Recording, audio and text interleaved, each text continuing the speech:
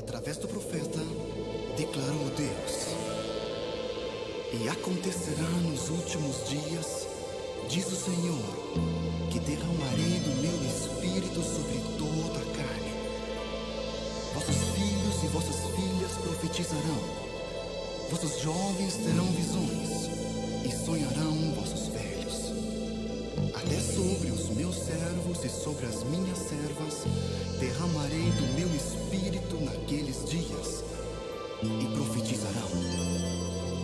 Hoje se cumpre esta palavra. Vivemos dias em que o Espírito Santo de Deus se manifesta em toda parte. O Espírito Santo levanta um povo para Deus, preparando para os dias do fim. Através deste operar do Espírito, vidas são transformadas, o Evangelho é vivido, o Senhor é louvado e a igreja é restaurada. Ó Espírito Santo, venha operar mais neste mundo, levando vidas a conhecer Cristo, levando vidas a viver em Cristo. Prepara um povo que lhe seja fiel e testemunhe seu nome com poder. Conduz o povo do Senhor ao mais completo louvor, à mais pura adoração, em espírito e em verdade.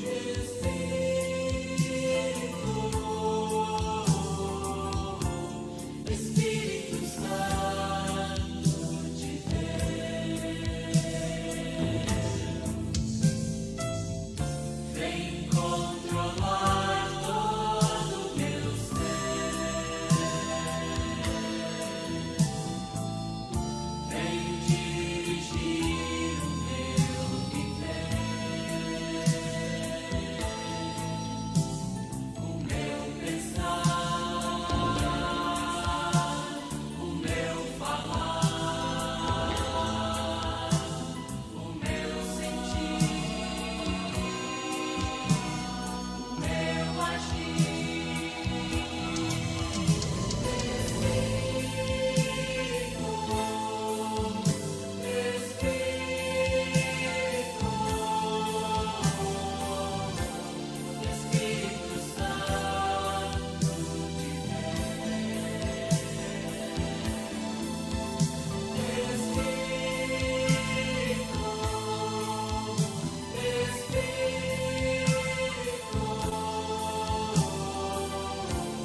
Espírito Santo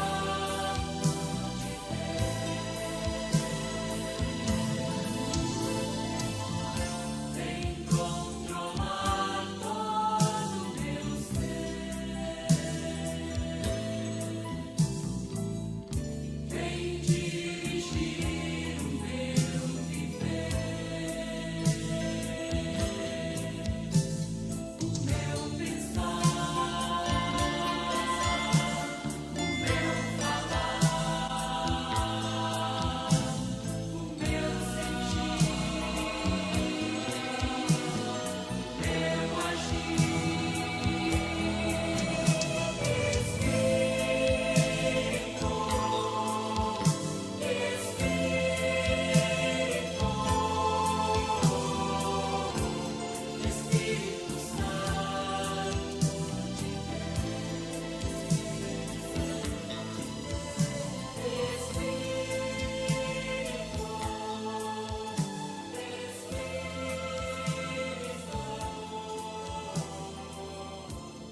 Espírito Santo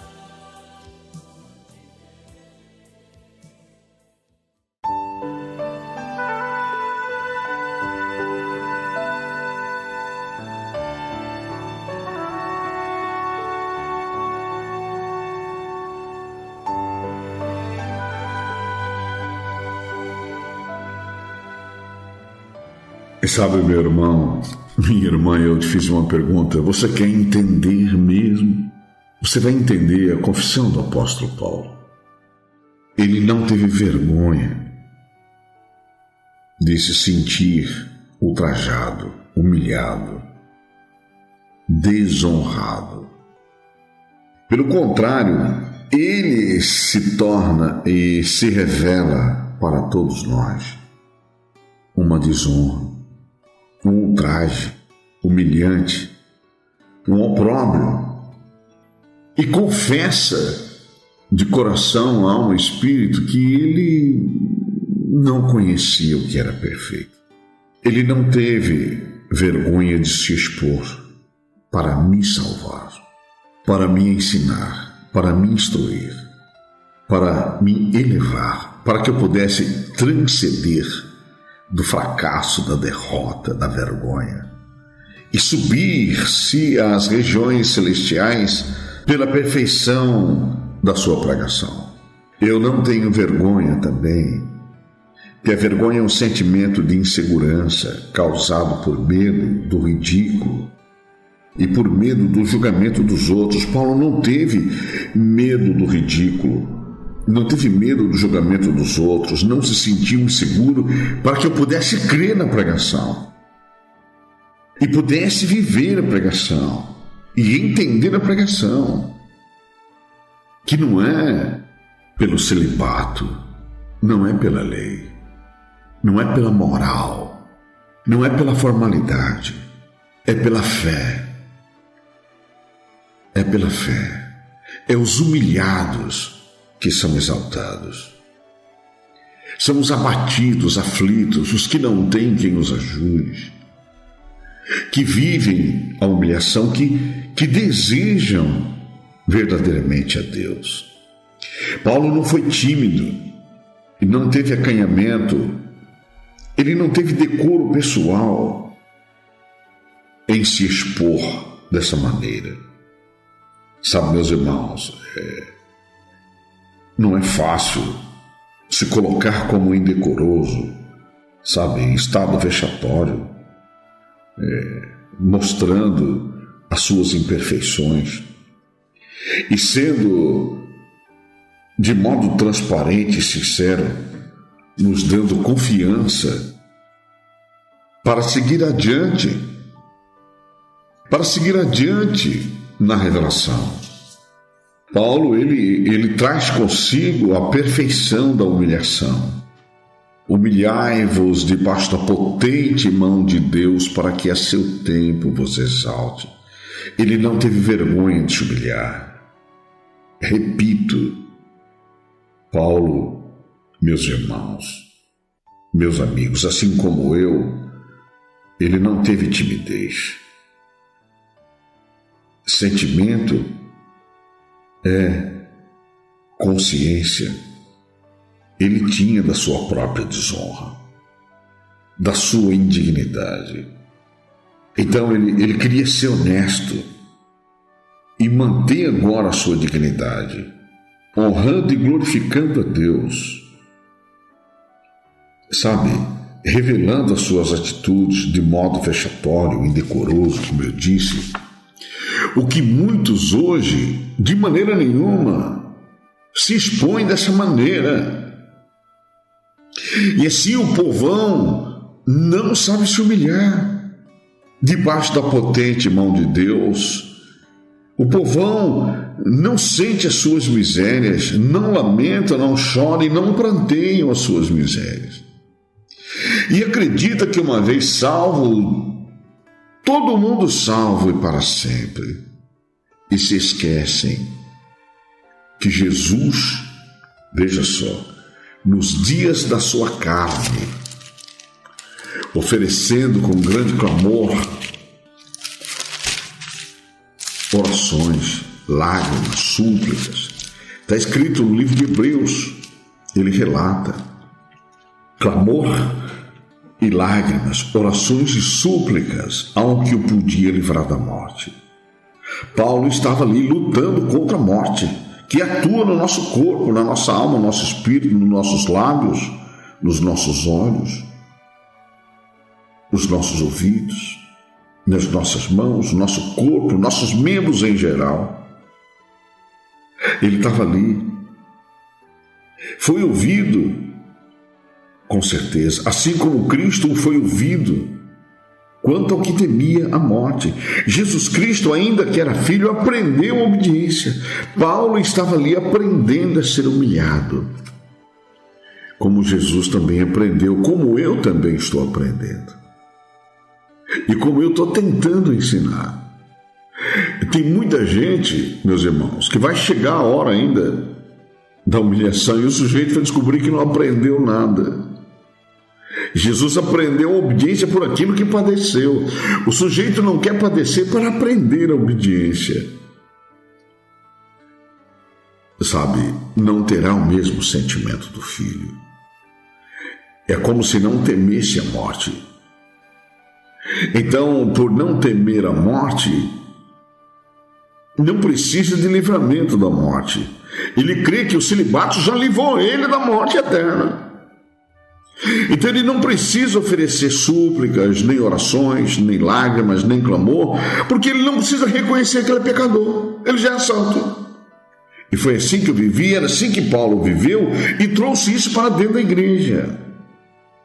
Quando Paulo nos diz no livro de Colossenses, e eu quero deixar claro para você, antes de falar sobre o menino, vamos entender primeiro o que significa revestivos de caridade, que é o vínculo da perfeição. Hoje ele dá um conselho para a igreja: revestivos de caridade. Ele não sabia o que era caridade, irmão. Ninguém sabe. E eu vou estar revelando isso para vocês.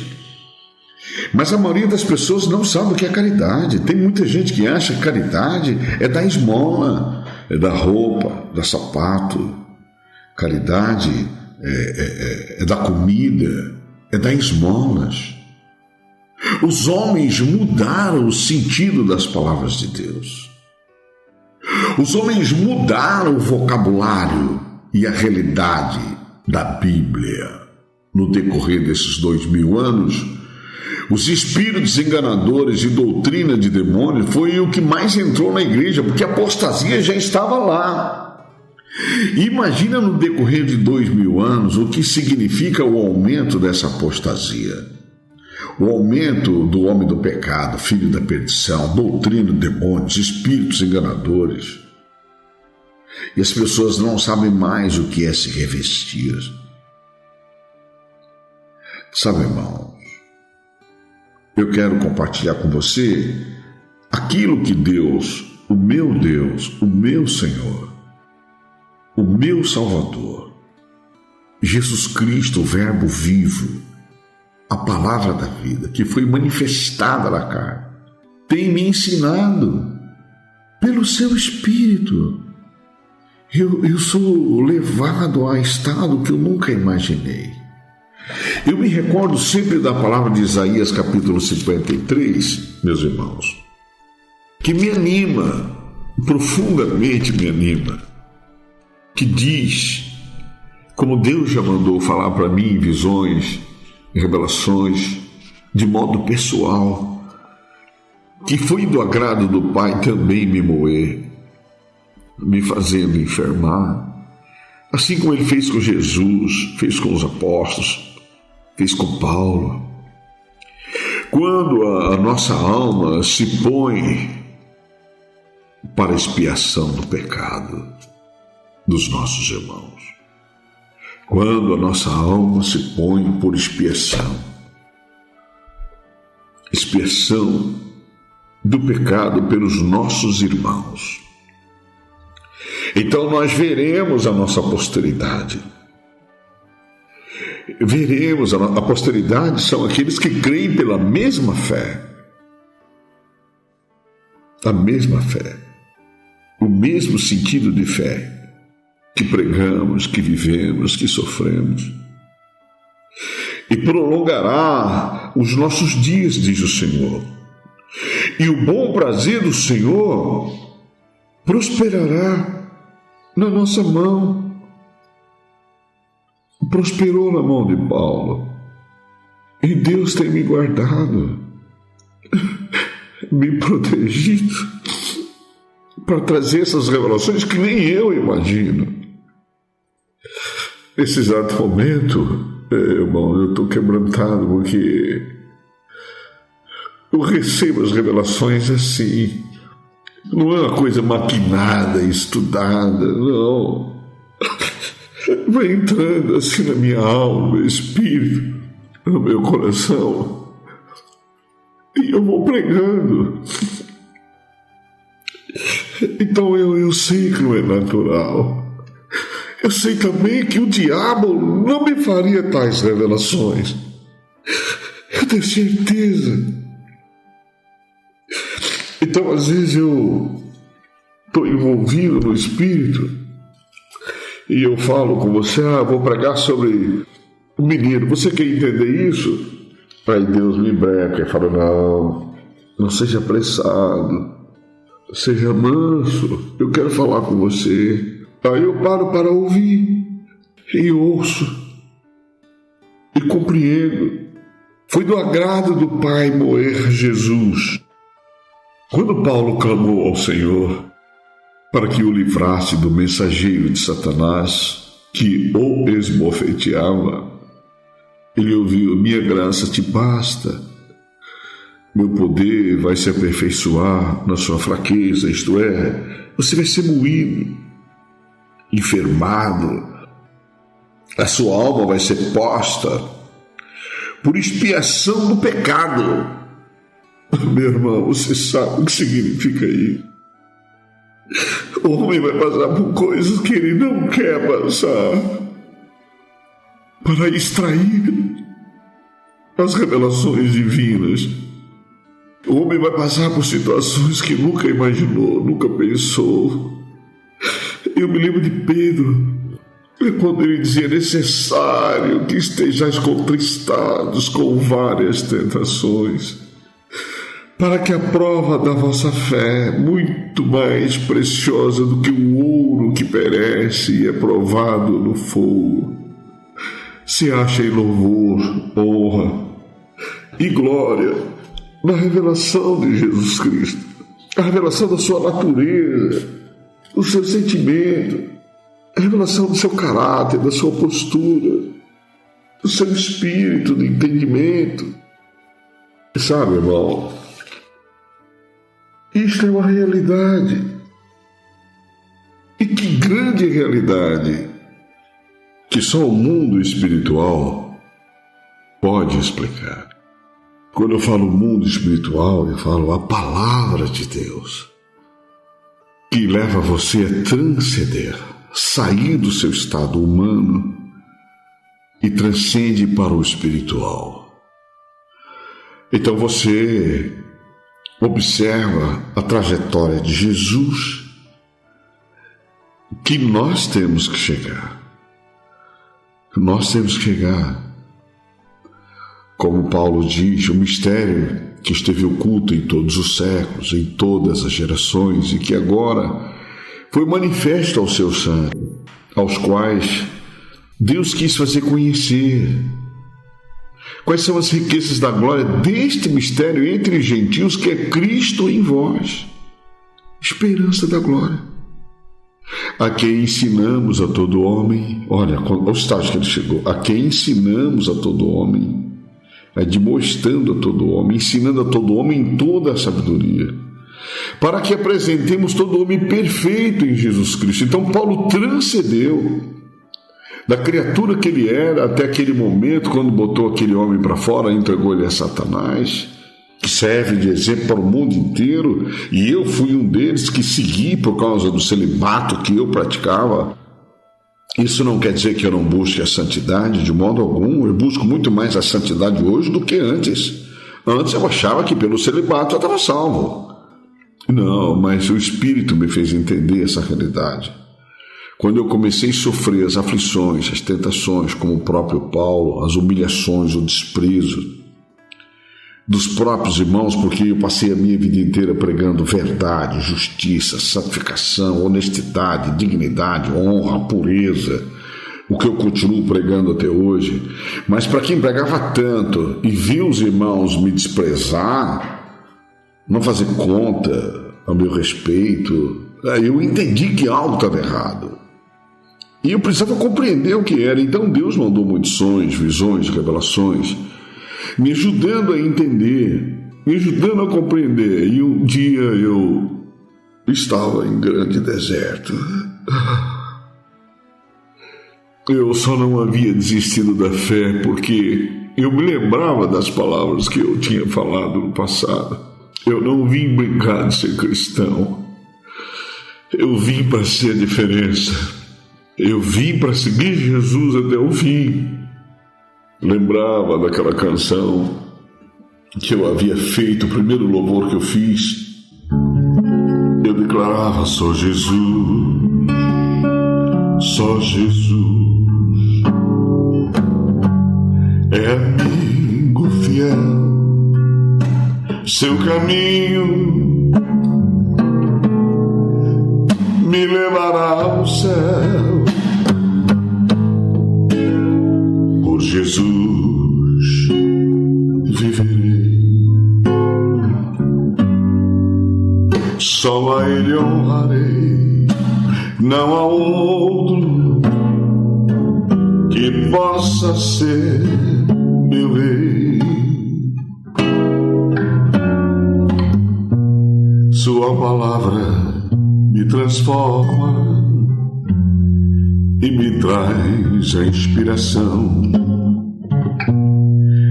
Seu evangelho é a luz que ilumina minha razão.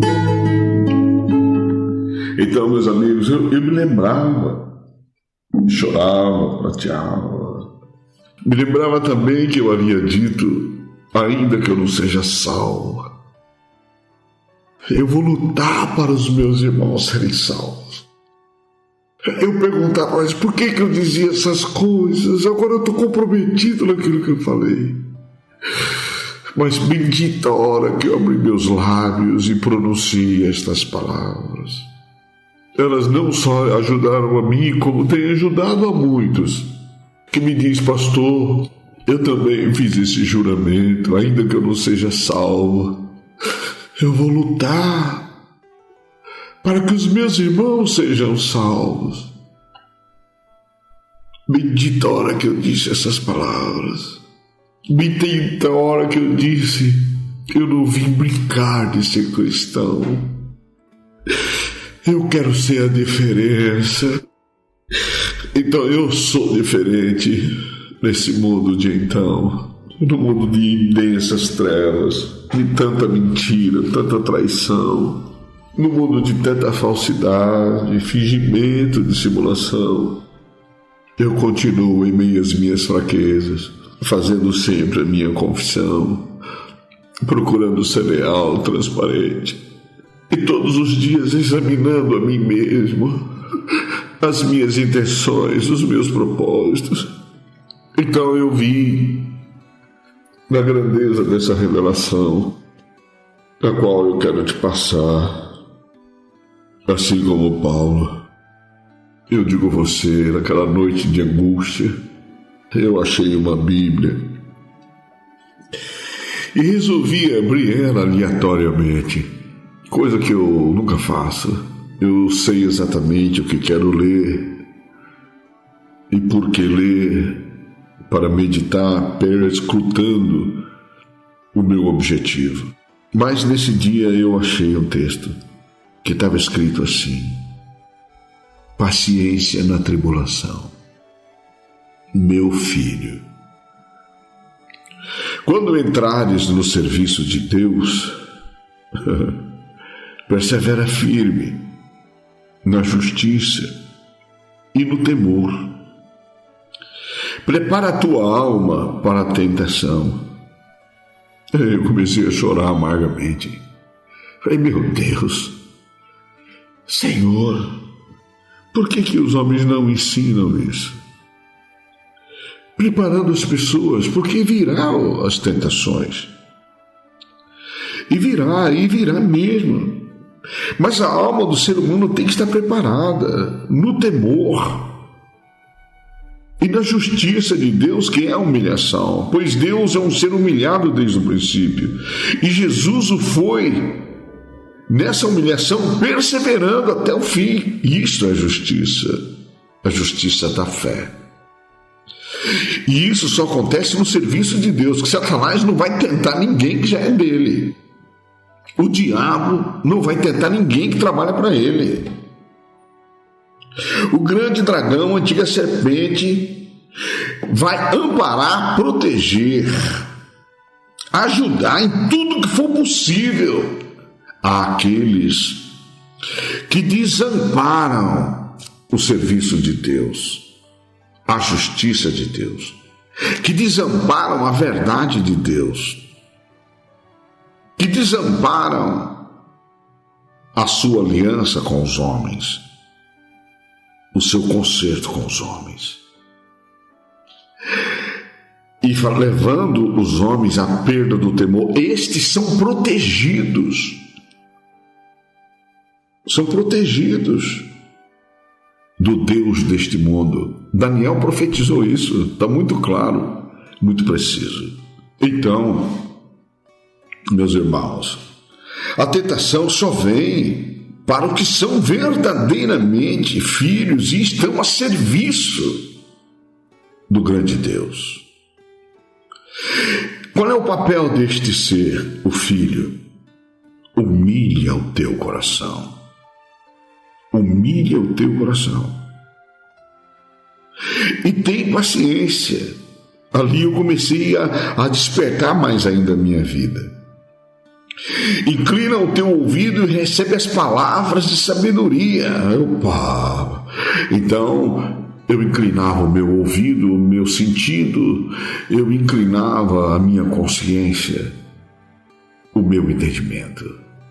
Eu inclinava o meu espírito para ouvir a palavra de sabedoria e não me apressava no tempo do sofrimento, da angústia, da aflição, da tribulação. Não, eu não tenho pressa. Eu não tenho pressa, nunca tive. Na primeira perseguição que sofri, que nós sofremos, esse foi um dos frutos que eu procurei desenvolver com paciência, mansidão, temperança. Eu vi irmãos, vou falar não falando mal dos irmãos, mas para testemunho da glória de Deus, homens formados, homens gabaritados, capacitados intelectualmente, profissionalmente, socialmente. E eu, o que eu sou? Eu não sou nada. Mas eu via a sobriedade, a temperança, o equilíbrio, a sabedoria, o entendimento e a inteligência que Deus me dava para administrar tanta coisa ruim, tanta coisa maldosa, perversa, falsa, mentirosa, em todos os aspectos.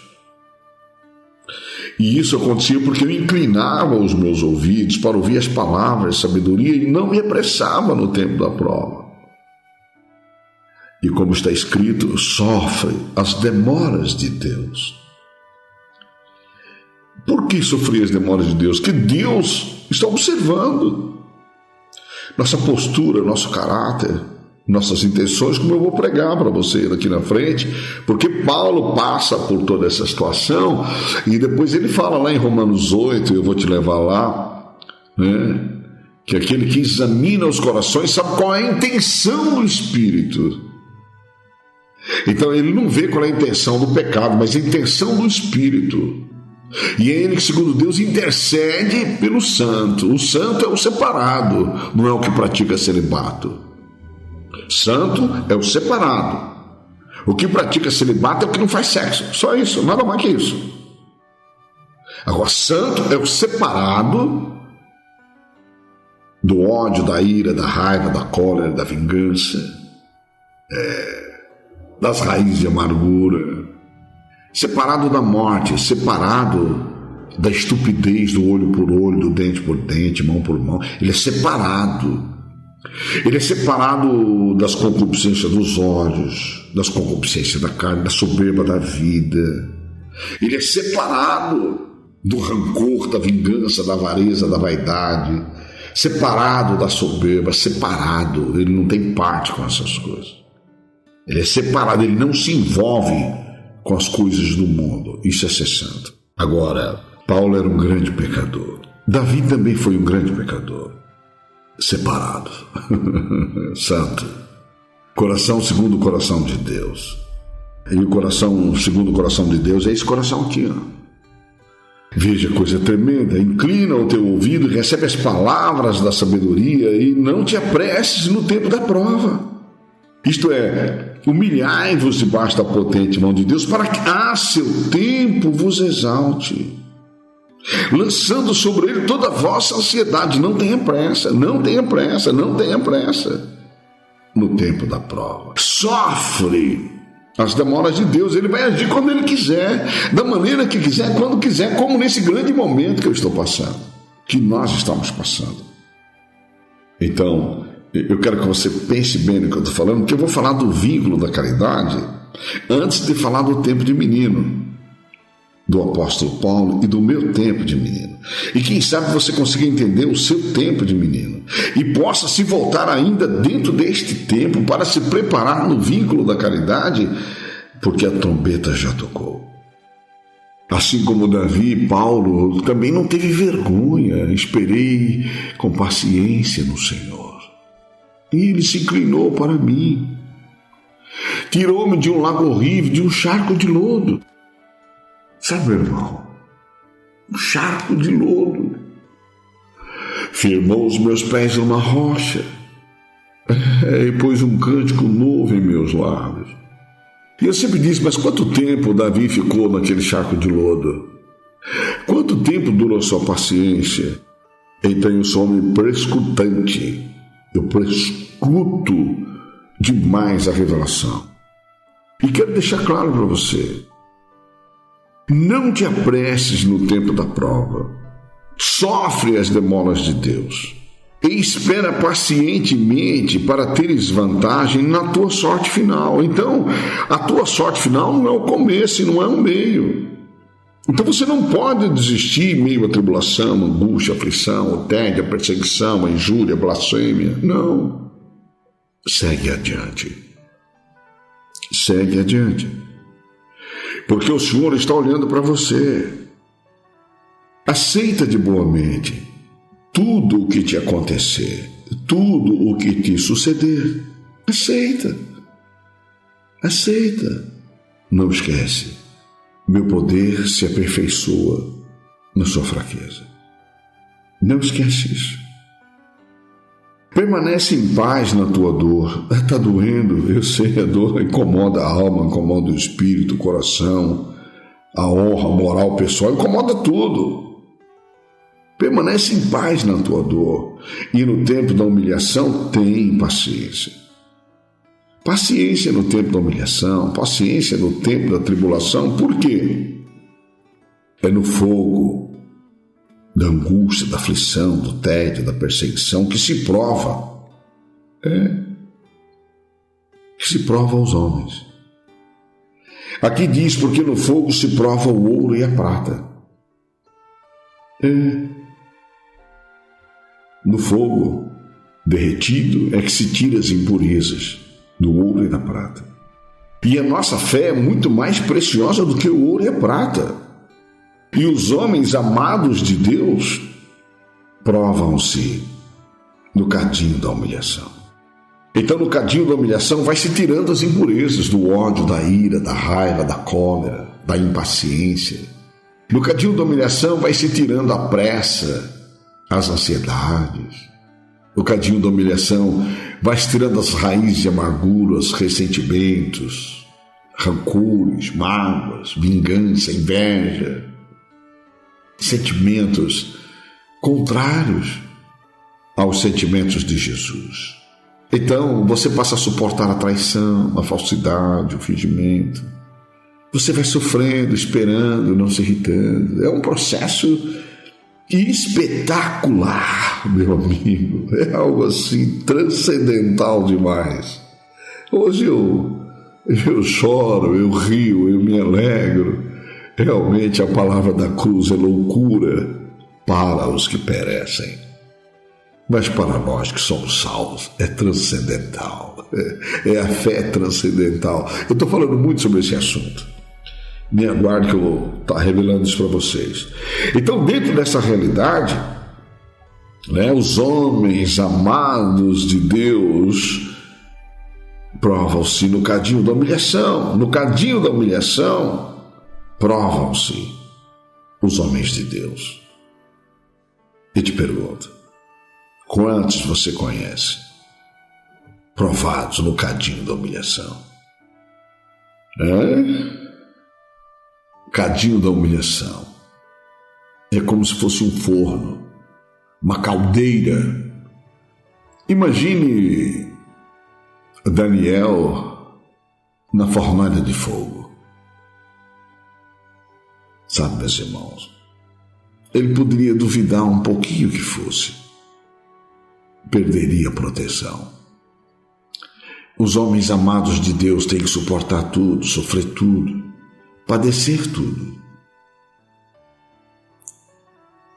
Essa confissão de Paulo é algo espetacular, meu amigo. Ela me ajudou muito, e eu tenho certeza que a confissão de Paulo e a minha confissão nesses últimos dias poderá te ajudar também, se você crer. Quem crê confia em Deus e é protegido de Deus. Está escrito, Ele te protegerá. Endireita o teu caminho e espera nele. Conserva o temor e envelhece nele. Isso é algo assim tremendo. Ao ler essa realidade, eu pude compreender o que Paulo baseou a vida dele também nessa realidade. E Paulo repete, Quem permaneceu firme nos seus mandamentos e foi por Deus desamparado? Ou quem o invocou e foi dele desprezado? Porque Deus é bom e misericordioso. Ele perdoa todos os pecados no dia da tribulação. Então a tribulação vem exatamente para que nós possamos ser perdoados à medida que invocamos a Deus e Ele pode falar conosco e mostrar os nossos erros. Ele é o protetor de todos os que buscam em verdade. O mistério está aí. Em verdade. Não com lábios enganosos, como disse Davi. Ai do coração dobre. Ai dos lábios criminosos, enganosos e mentirosos. Ai das mãos que fazem mal e do pecador que anda sobre a terra por dois caminhos. Uma hora está com Jesus, outra hora está com o diabo. Uma hora está na luz, outra hora está nas trevas. Uma hora está na verdade, outra hora está na mentira. Ai dos fracos de coração, que não confiam em Deus e que por isso não serão protegidos por Ele. Ai dos que perderam a paciência e que deixaram os caminhos retos e se extraviaram por veredas corrompidas. Ai deles. Que farão eles quando o Senhor começar a examinar tudo? Os que temem o Senhor não serão desobedientes à sua palavra, e os que o amam seguirão o seu caminho. Sabe, meus irmãos, os que temem o Senhor inquirirão o que lhe é agradável, e os que o amam serão cheios da sua lei espiritual. Sabe, meus irmãos, os que temem o Senhor prepararão os seus corações e santificarão as suas almas na sua presença. Santificarão as suas almas na sua presença. E foi isso que eu pude compreender o que Deus está fazendo em Jesus Cristo, na vida de Paulo, na vida de todo aquele que crê, assim como na minha vida. Então eu convido você a refletir comigo. Convido você a refletir comigo. O trabalho da alma de Jesus, o trabalho da alma de Paulo, o trabalho da alma de Davi, O trabalho da alma de Moisés, repito, o trabalho da alma de Jesus, o trabalho da sua alma, o trabalho da minha alma, nós veremos e ficaremos satisfeitos com o conhecimento que Deus nos concede à luz do entendimento das provações, tribulações, nas aflições, no fogo. Nós, servos do Senhor, somos justificados e poderemos justificar a muitos, porque a iniquidade desses muitos, nós estamos levando sobre nós. E foi o que Paulo não fez naquele momento. E foi o que eu não fiz, e é o que muitos não têm feito, não levam, não relevam, não perdoam, não compreendem, não entendem. Medem, julgam, condenam, entregam ao inimigo. Então, Deus vem me tratando e vem me ajudando. Quando dessa realidade que eu estou passando para você, são profecias de Jesus, sim, mas os que dantes conheceu, Paulo diz, também os predestinou para serem conformes à imagem de seu Filho, a fim de que ele seja o primogênito entre muitos irmãos, muitos irmãos. Ora, Jesus não se envergonha de nos chamar irmãos. Como é que eu posso ter vergonha de ser humilhado como ele foi humilhado? Ultrajado, pisado como ele foi. Eu não posso ter vergonha de ser caçado, perseguido, caluniado como Jesus foi. Eu não posso ter vergonha de ter que passar o escárnio, a injúria, a blasfêmia, mentiras, traições que Jesus passou. E tendo que ainda, sobretudo, ter o seu sentimento, ter o seu espírito em meu espírito, ter a sua natureza divina no lugar da minha velha natureza e, sobretudo, me revestir da caridade, que é o vínculo da perfeição. Ninguém pode, meu amigo, minha amiga, se revestir da caridade sem antes, assim como Jesus, colocar a sua alma para a expiação do pecado dos próprios irmãos. Eu não entendia isso. Eu não compreendia. Eu me revoltava quando o irmão pecava. Eu falava, você é safado, já falei com você 2 vezes, já atendi 3, 4, 5 horas. Cadê os frutos da minha pregação? Eu te atendi, cara, você está tomando meu tempo. É porque você não presta mesmo, você não é da verdade, não se firma na verdade, porque você não é da verdade. Por que eu sou santo e você não é? É possível a todo mundo, mas eu falava santo, no celibato. Sabe, eu amava a verdade de todo o meu coração, e amo a verdade de todo o meu coração. Eu amo a justiça do Evangelho, o conserto de Deus. Meu Deus, eu sou apaixonado pelos 4 Evangelhos, irmãos. Eu sou apaixonado pela profecia. É algo que eu não consigo colocar nada em primeiro lugar que não seja a palavra. Sabe, eu não tenho nada em primeiro lugar na minha vida que não seja a palavra. Mas eu também tenho fraquezas. E eu tenho fraquezas que eu nunca quis ter na minha vida. Mas sabe, meu irmão, quando eu fui estudar, perscrutar a revelação e a ciência espiritual, eu compreendi o seguinte: Jesus Cristo, ele foi posto por expiação do nosso pecado. Eu vou dar uma lida para você em Romanos, deixa eu ver se eu não estou errado aqui, né? Para te dar entendimento. É isso mesmo. Veja, Romanos capítulo 3, verso 24. Vamos ler a partir do verso 23. Porque todos pecaram e destituídos estão da glória de Deus, sendo justificados gratuitamente pela sua graça, para a redenção. Que coisa tremenda, né? Para a redenção, para o resgate.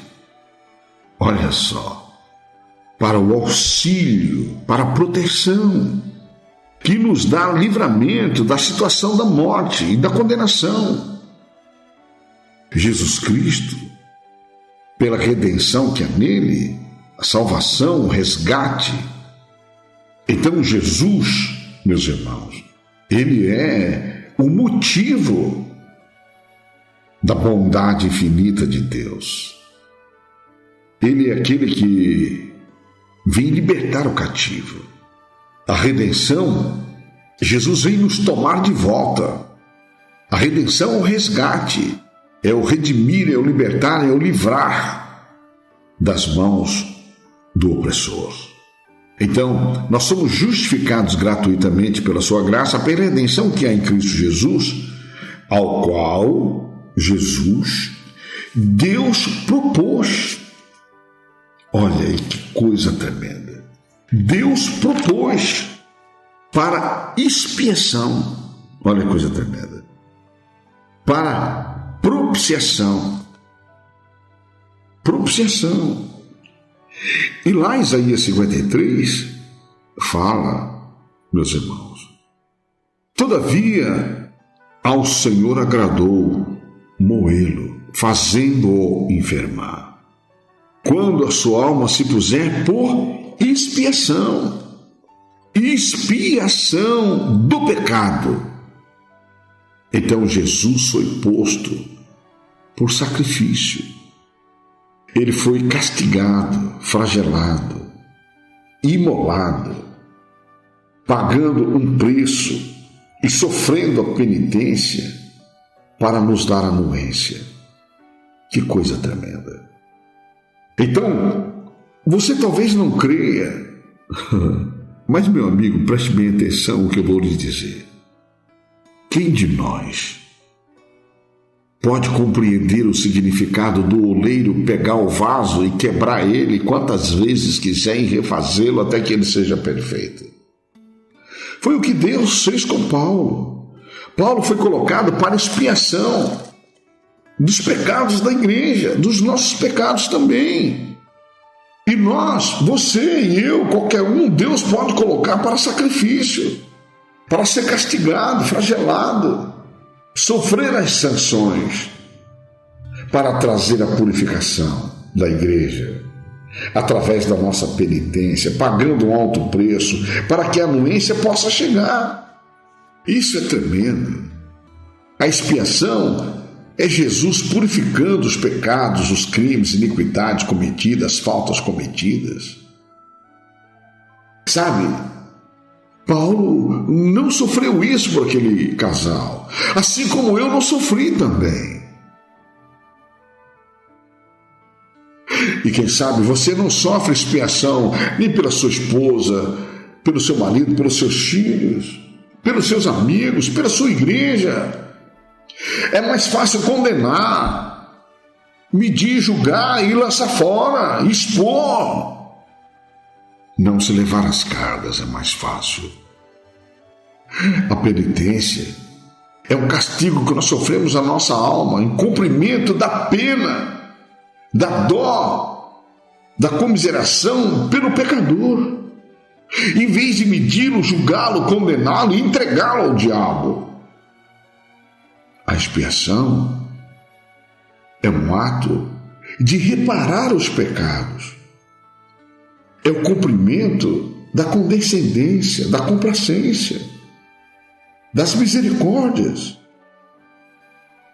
da pena imposta a uma pessoa que a condenação foi imputada pela prática do pecado, pela prática dos crimes.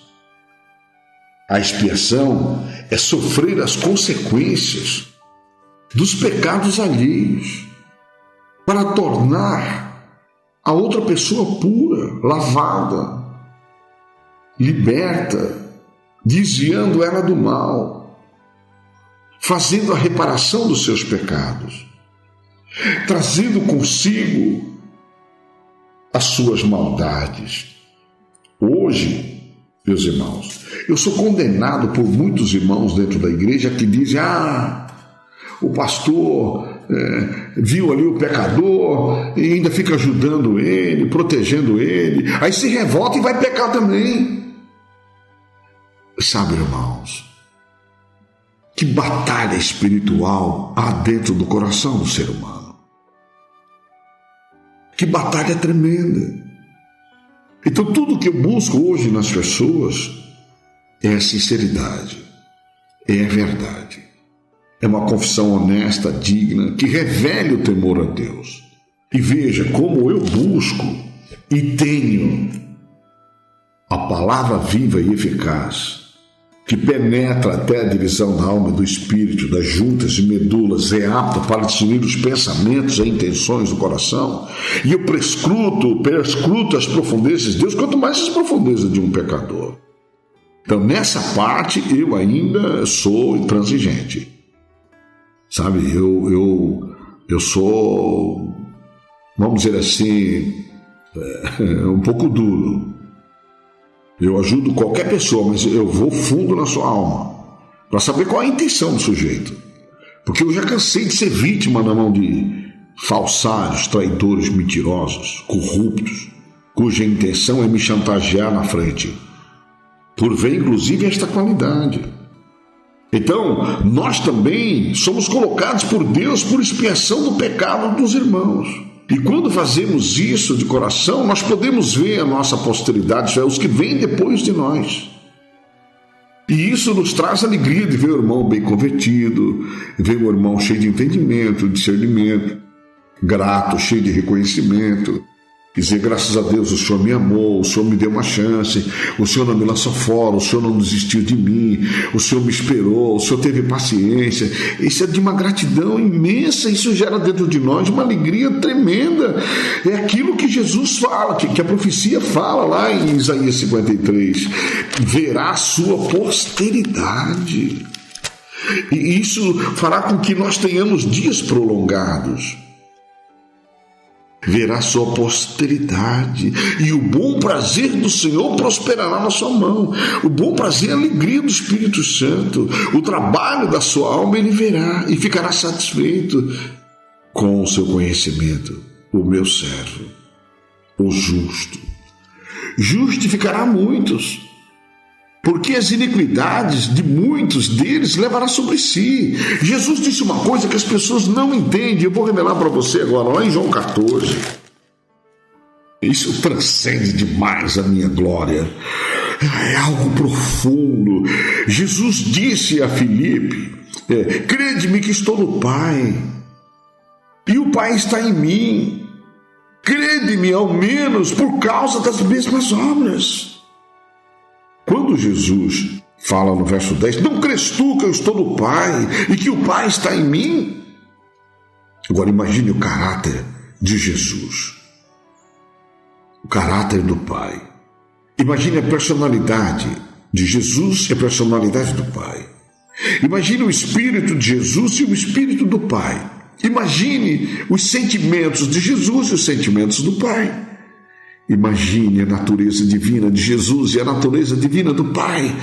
Procure de modo transcendental trazer isso para dentro da sua alma, para dentro do seu espírito, para o seu coração, para o seu entendimento, para a sua mente, para a sua alma, para a sua memória.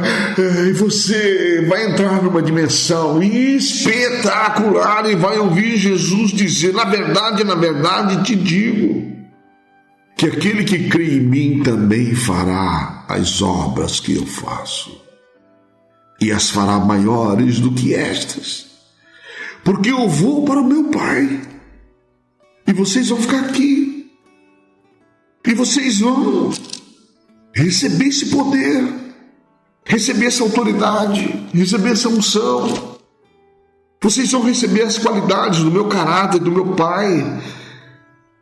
Vocês vão receber e vão transcender. Vocês vão crescer. Eu darei a vocês a capacidade de ser superior, de exceder na inteligência, na sabedoria, no entendimento, no discernimento, no poder, na autoridade. Vocês vão passar além do que eu fiz, ultrapassar o que eu fiz. É isso que ele está dizendo. Aquele que crê em mim fará obras maiores do que esta.